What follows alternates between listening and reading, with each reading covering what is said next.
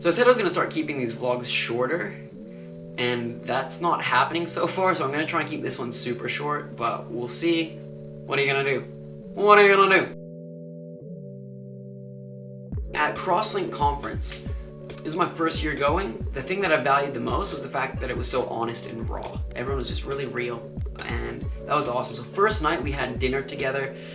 You put on tables and with people you don't know so you can just have a good conversation. Immediately I noticed that the conversation sort of went towards fear, and fear stopping us from doing things, which is interesting since my first vlog spoke about that.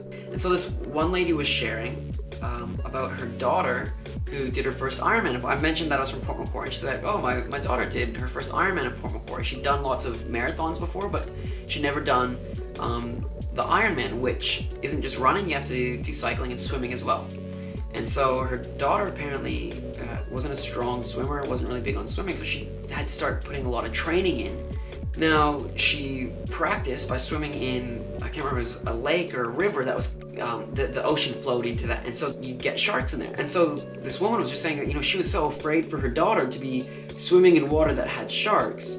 And so we started talking about fear, and I was just saying how important it is to allow your passion to be stronger than your fear. So for this lady, she was like, you know what, I'm not gonna let the fear of a small possibility that a shark could attack her while training, she wasn't gonna let that fear stop her from pursuing her dream and her passion. I started sharing on that, the importance that we don't let fear stop us from doing what we love. And I brought up the fact that one of my good friends, Zach Young, died a few years ago in a shark attack, and the natural thing is to immediately be afraid of then going in the water. I think that's a pretty rational fear. That happened for me. I was quite afraid, and it sort of crept up out of nowhere. At first, I was okay, but then over time, I think Mel and I went on a holiday to Cairns or something, I can't remember exactly, but we went on a glass bottom boat, and I went snorkeling off the boat, and I got into the water, and boom, just this fear hit me so strongly in my chest. You could hear your heart just pounding in your ears. So I'm in the water going, what if a shark comes? So I tried to stay around other people. As soon as I was by myself, that fear just grabbed hold of me. And it was like an anxiety that really hit me hard. And so I got out of the water, and this continued for a while, like there was just this fear. I remember another time I went snorkeling with my dad, and we ended up seeing a shark, and it was just like this, oh my goodness, like just everything brought back up. And eventually I got to this point where I was like, you know what, I don't want to live my life in fear anymore. I don't want to continue in this. I don't want to let fear control me. And so I decided to go surfing with friends. I've never really been big on surfing. Canadian boy from the country, lived 16 hours from the ocean, so I was never really big on surfing. I think I'd been once or twice. And I was like, you know what, I'm not going to let fear control me. There were some other people that wanted to go surfing. I'm going to go too. And so we went. And I loved it. Like, I loved it to push past that fear.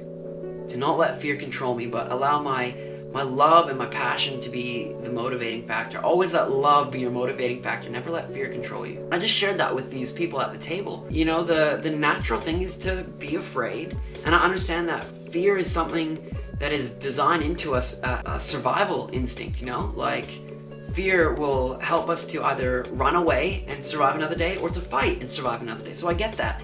But I don't want fear to control me. You shouldn't be a slave to fear. The conversation then turned, the husband started talking about, travel and people choosing not to travel because of terrorist attacks. And I just said, but we are just as likely to die getting hit. In fact, we're more likely to die by getting hit by a car tomorrow while we're crossing the street in front of my house than I am from flying overseas and being killed by a terrorist attack. So I'm not going to allow that fear to control me.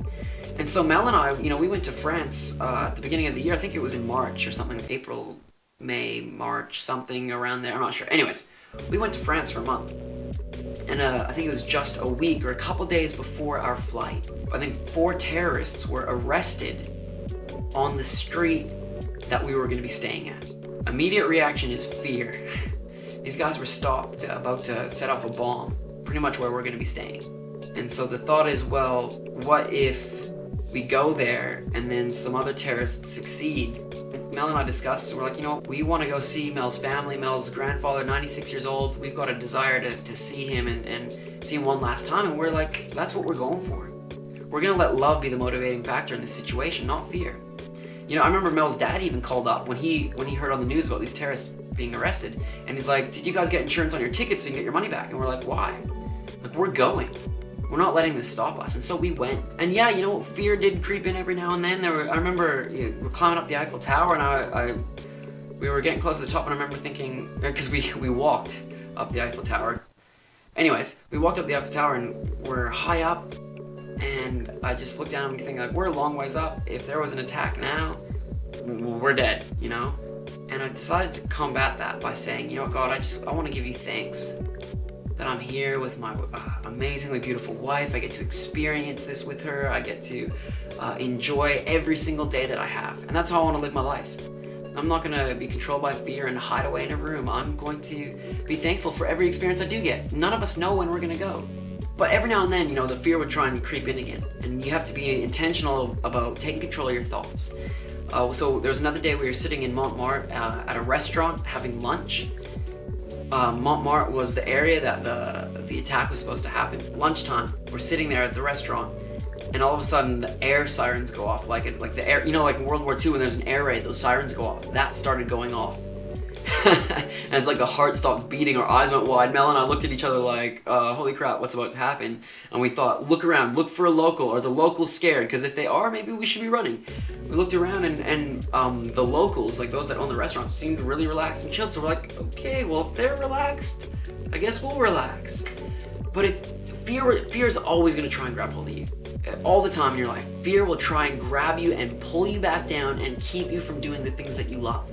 I don't know about you, but I don't want to live like that. So I want to encourage you, let love be your motivation in life. Always let your love be greater than your fear. Your passion, your desire, your love should be the thing that is greatest. Grow that. Spend more time focusing on that than you will focusing on fear. That doesn't mean be an idiot. Don't be irresponsible. Don't be like an adrenaline junkie, like just always doing stupid things. Like, be smart. But if you are passionate about something, if you love something, pursue it. Don't let fear stop you. Go for it. Give it your all. You know what? Fear's a natural part of life, but you can have control over it. Let love be the motivating factor in your life.